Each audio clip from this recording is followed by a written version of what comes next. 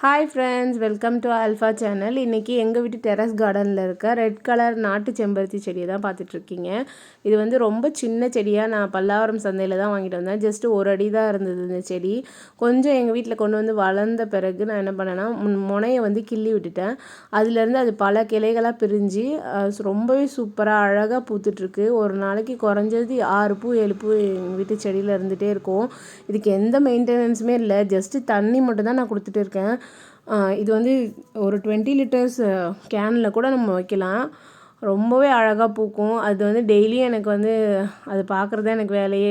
எத்தனை பூ பூத்துருக்குன்ட்டு அதை பிச்சுட்டு வந்து நான் வந்து டிசைனாக அடுக்கி வச்சு அழகு பார்த்துட்ருப்பேன். இது வந்து எண்ணெய் காய்ச்சலுக்கு, அதுக்கப்புறம் செம்பருத்தி டீ போடுறதுக்கு நிறைய வகையில் இது யூஸ் ஆகுது. ஸோ அது வந்து நான் எடுத்துகிட்டு வந்துட்டு அந்த காம்பெல்லாம் ரிமூவ் பண்ணிவிட்டு நான் வந்து அதை சேவ் பண்ணி வச்சுப்பேன். அதை ட்ரை பண்ணி வச்சு டீ போடுறதா இருந்தாலும் சரி, எண்ணெய் காய்ச்சல் இருந்தாலும் சரி யூஸ் பண்ணிப்பேன். நீங்களும் இதே மாதிரி ஒரு செடி வளர்த்து பாருங்கள். பாய்.